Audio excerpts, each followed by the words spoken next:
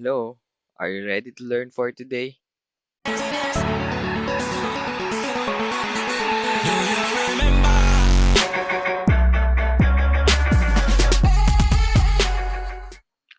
So from the previous video, we learned about how to solve quadratic equation by using extracting the square root. For today, we'll study the technique factoring. Okay, so this will be our lesson for today, solving quadratic equation by factoring. But before we start, we have to consider how to factor a quadratic expression. For today, we'll just be focusing on one form, that is ax squared plus bx. So let's have this example on this side.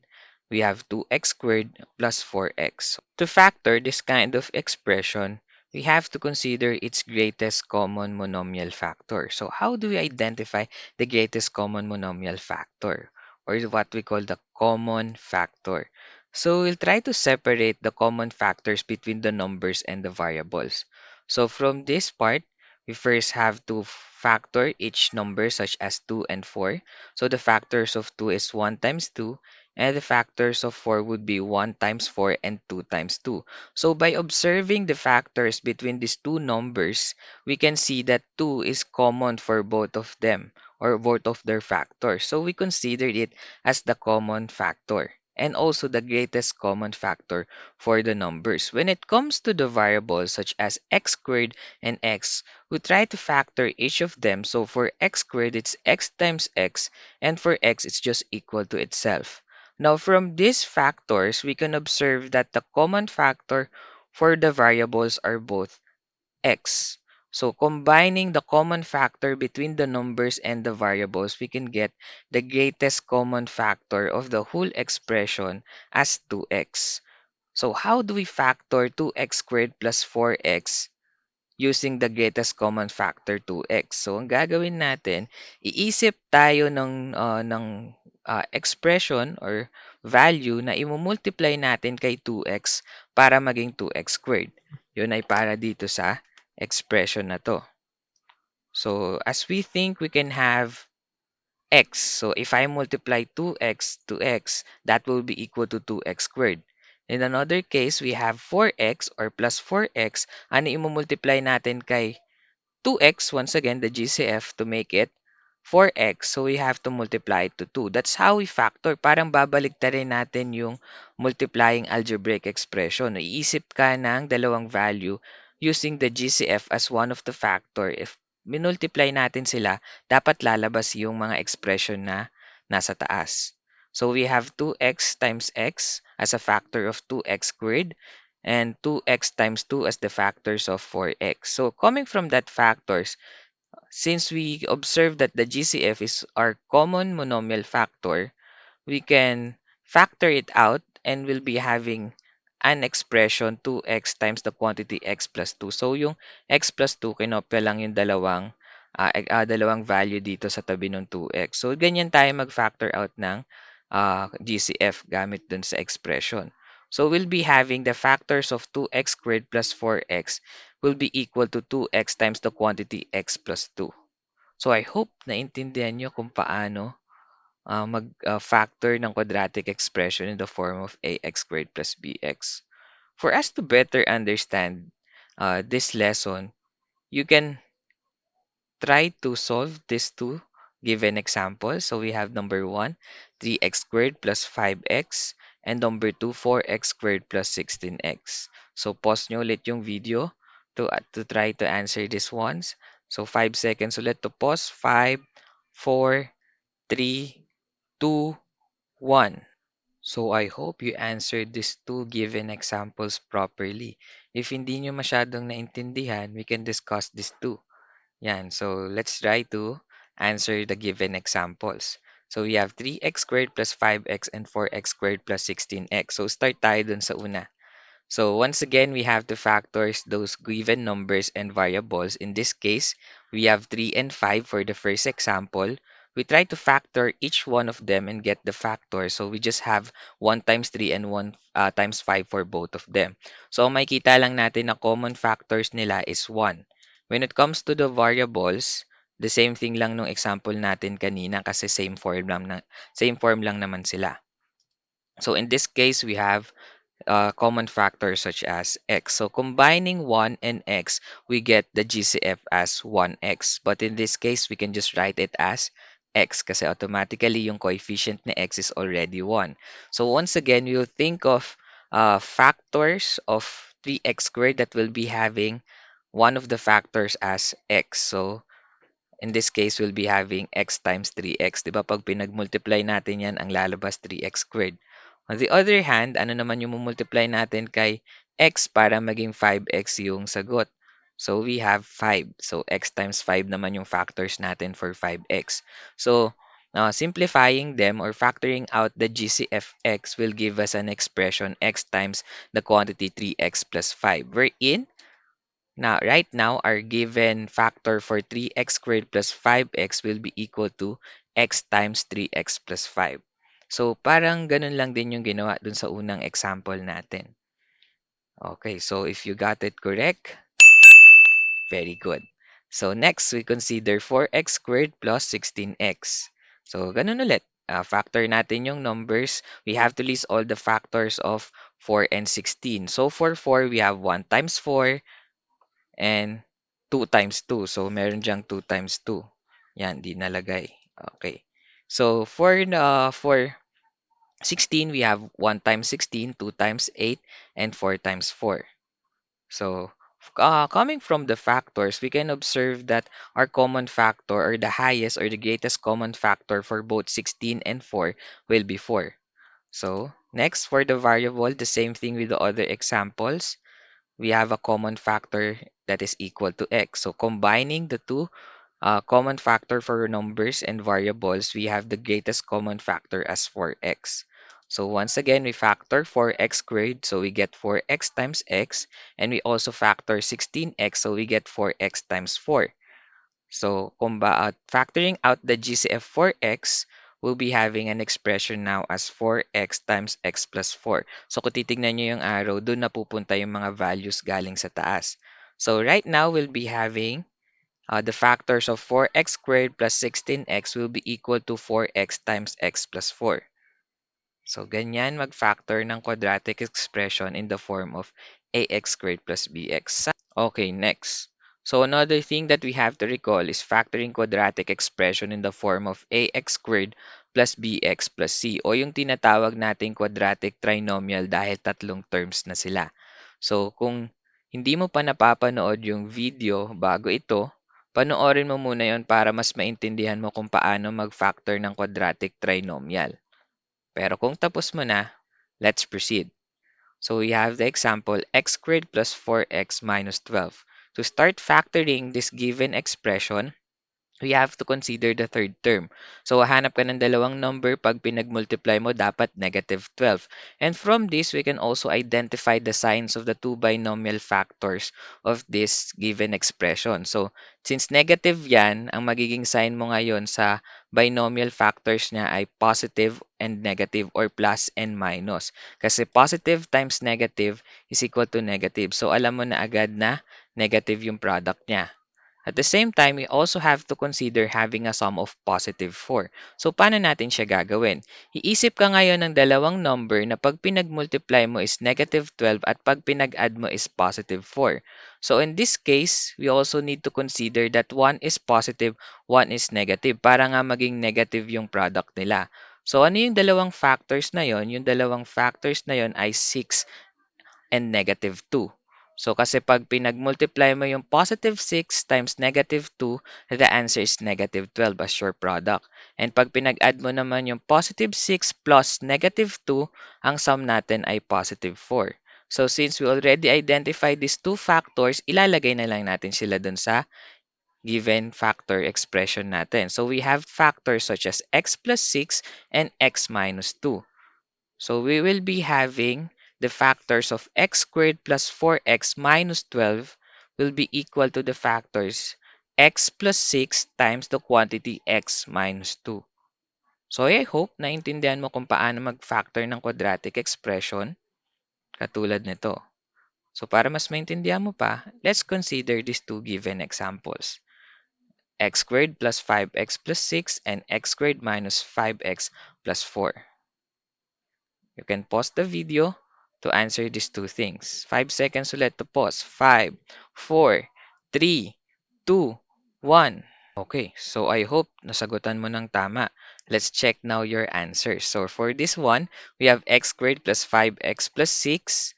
So once again, hanap tayo ng product na may positive 6. Ngayon, since positive siya and our sum is also positive, alam natin na parehas yan plus. So ano ngayon yung dalawang factors na may sum na 6 ay no may sum na 5 at product na 6? That will be both positive 2 and 3 because 2 times 3 is positive 6, 2 plus 3 is positive 5. So ayan na yung magiging factors natin.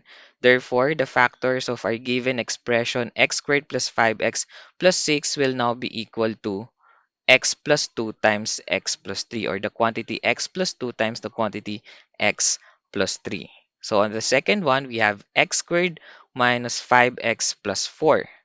So ito naman, once again, we consider the product. It's positive 4. So we'll be having both negative. Bakit both negative or minus yung nasa binomial factors niya? Kasi negative yung nasa gitna. Ganyan yung strategy kapag positive. It's either both positive or both negative sila. In this case, it's both minus sa binomial factor. So hahanap ka ng number. Pag pinag-multiply mo, dapat ang sagot ay positive 4 at pag pinag-add mo, dapat ang sagot ay negative 5. In this case, both of them will be negative.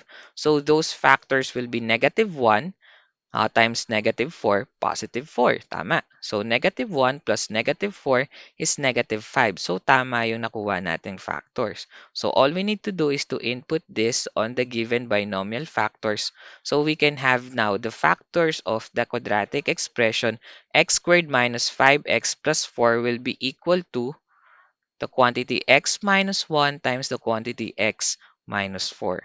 So I hope mas lalo mong naintindihan kung paano mag-factor ng quadratic expression from this example.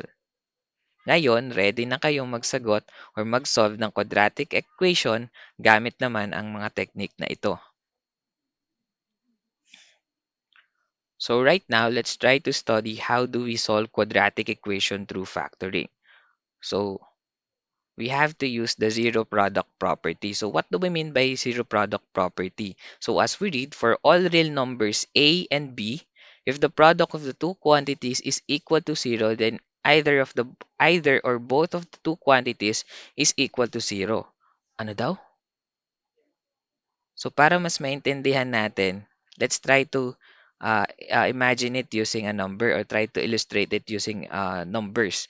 So for example, kapag nagkaroon ka daw ng product na zero, dapat daw it's either or both. So sabi either, pwede daw nasa unahan yung factor niya na zero because 0 times 7 is equal to zero, or nasa pangalawa yung factor niya na zero, and it will also be having an answer equal to 0 because 5 times 0 is 0. Another example for this one, sabi niya, both of the quantities should also be equal to 0 or can also be equal to 0.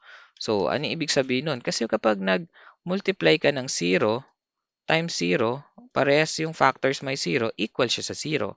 So, yun yung ibig sabihin ng both two quantities is equal to 0. Okay. Next, we can also understand it using the idea of algebra. So, just for example, we have m times n is equal to 0, ibig sabihin, kapag meron ka daw na product na 0 for both of these variables, we have two cases. It's either yung m ay 0 or yung n ay 0. Or in other words, pwede rin pareha silang 0. So, yun yung tatlong idea ng zero product property. So, how do we use it in factoring quadratic equation? So, para mas maintindihan natin, let's try to have this example. So, solve using factoring.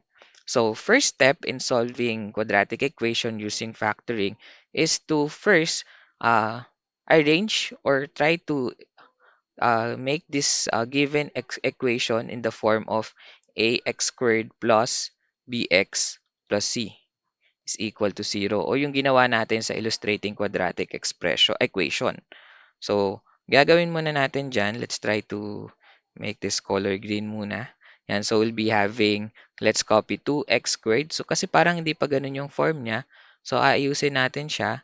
So we can move that 4x to the left side of the equation. So how do we move that one? We'll use the subtraction property of equality. Bakit subtraction property of equality? Kasi positive si 4x. So minus 4x tayo for both sides.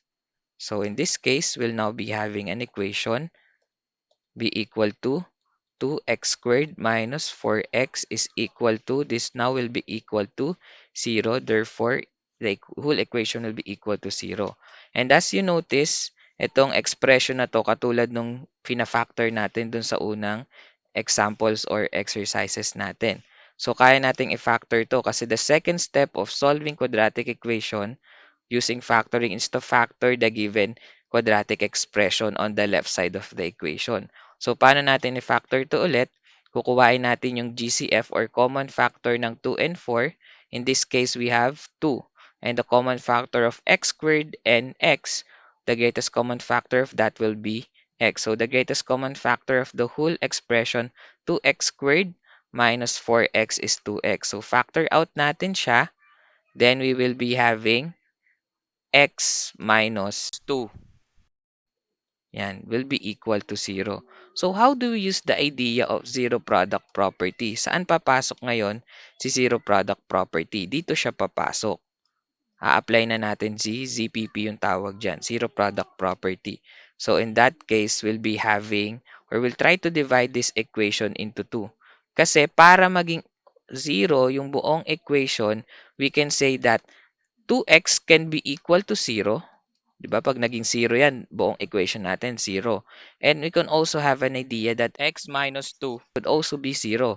Kasi kapag ito naman yung naging 0, the whole equation will also be equal to 0. So, sinunod natin yung idea. Parang ito si m, ito si n. Yan. So, ibig sabihin yan, from this given equation, we'll be having two values of x. So, from this case, we can divide both sides by 2. Then x will be equal to 0 divided by 2 is 0. So one of the factors will be x is equal to 0. Or one of the given value for x is equal to 0. In this case naman, we have to add 2 for both sides. So add natin yung 2. Then makakancel na, magiging 0 na to. So x is equal to 2. So our factors or our solution for the example 2x squared is equal to 4x will be, the solutions are 0 and 2. And that's how we solve quadratic equation using factoring. Okay, let's consider two more example for us to more understand this one. So we have x squared plus 2x is equal to 15. So once again, para mas maayos natin yung factoring, we can convert it in the form of ax squared plus bx plus c is equal to 0 or the standard form of your quadratic equation. So in this case, parang hindi ata ganun yung itsura niya. So ang gagawin natin is to first copy x squared plus 2x is equal to 15. So lagay ako ng space. Bakit? Because we have to move that 15 on the left side of the equation. So we subtract 15 using the subtraction property of equality. Yan. So ano mangyayari ngayon sa equation natin? So it will now become x squared plus 2x minus 15 is equal to 0 because 15 minus 15 is 0. Ayan, standard form na siya. But if you notice, itong given example natin, just to do factoring, ito yung tinatawag nating quadratic trinomial. So, to factor it, gagamitin natin yung inaral natin kanina. So, how do we factor this one? Yan yung second step, tandaan nyo. After you make it a standard form, you have to factor. Yan. So, how do you factor this one? So, iisip ka ngayon, titignan mo ngayon yung ating C, it's negative 15. So, alam mo na kapag negative yan, 1 is plus, 1 is minus. Ngayon, it should have a product of negative 15 and a sum of positive 2. Ano kaya yung dalawang number? Pag pinag-multiply ko ay negative 15, pag pinag-add ko naman, positive 2. So, yung dalawang number na yon ay positive 5, and negative 3. Kasi 'di ba, 5 times negative 3 is negative 15, then 5 plus negative 3 is positive 2. So, merong clue dyan. Kapag positive yung nasa gitna, yung mas malaking factor ay positive. Ganun yung technique dyan. Then, equate both of them by 0. Then, once again, we will use ZPP or the zero product property.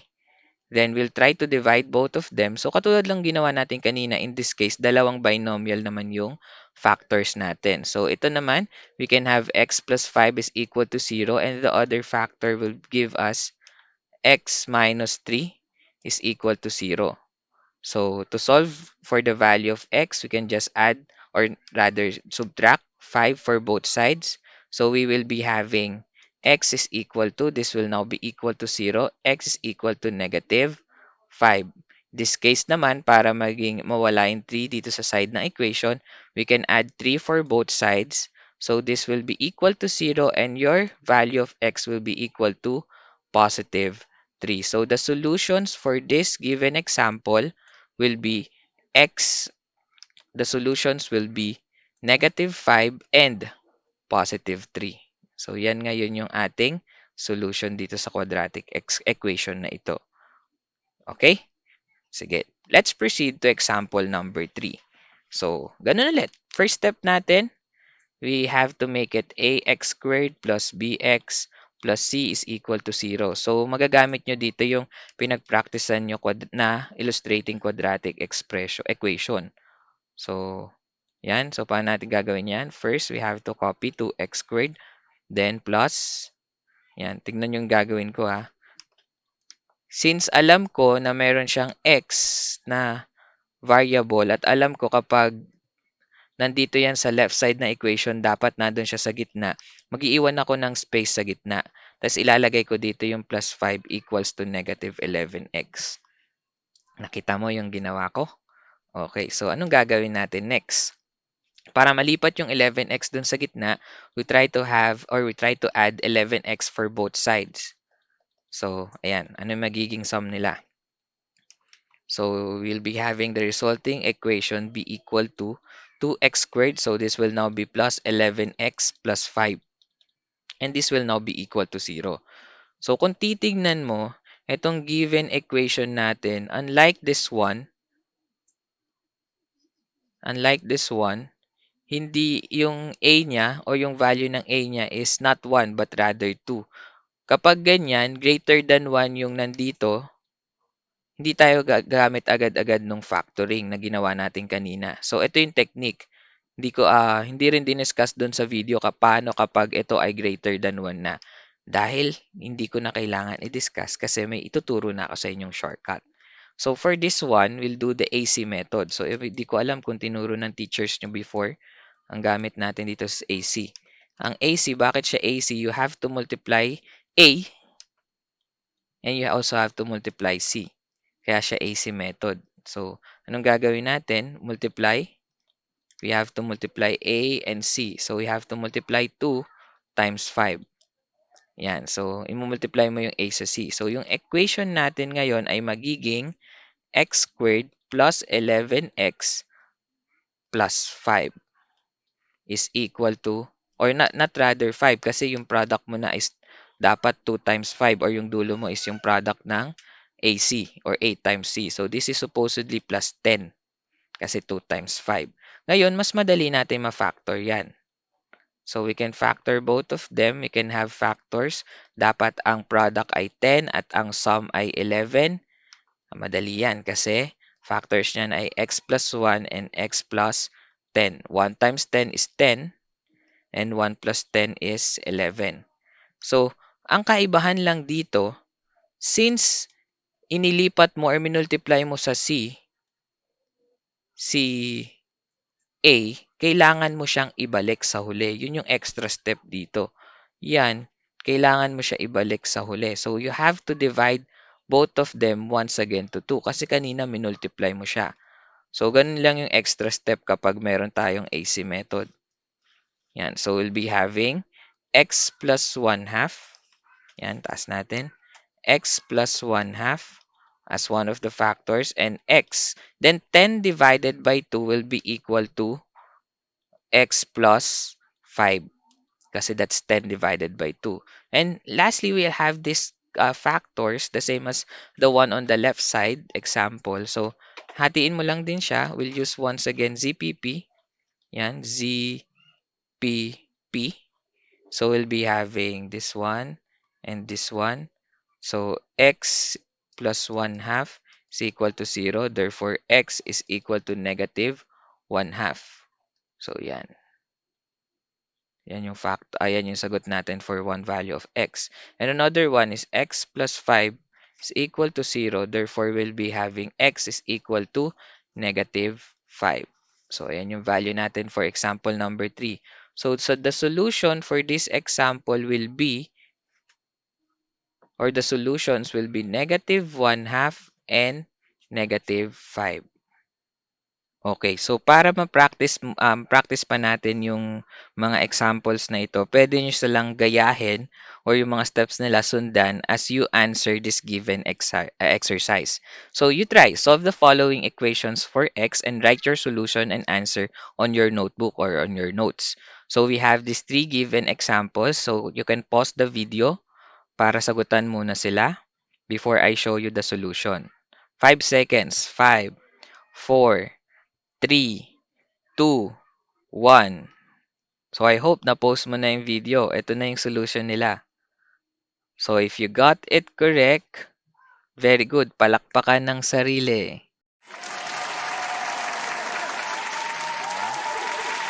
So if hindi, try mo i-rewind yung mga steps na ginawa doon sa previous part ng video para mas maintindihan at masagutan pa natin sila ng tama. I hope you understand the lesson for today. Until next time, bye!